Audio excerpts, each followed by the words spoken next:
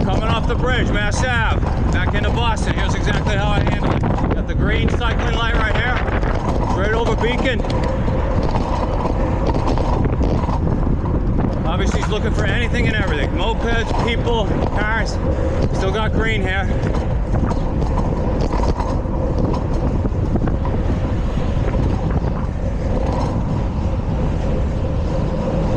Now always right here, you'll find scenarios like this. It could be a vehicle kind of hanging, or more than one. Gotta be careful, heads up. Biggest mistake I see here is people not honoring this cycling light. You got the red, and it's all these people in a hurry to turn onto the pike. So we got the green.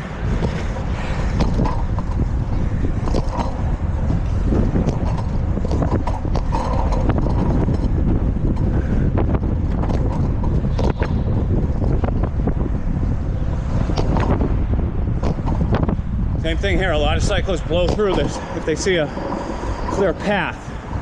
But you've got the pedestrian signals a little bit over to the right. You should see it there. And then of course the traffic signals.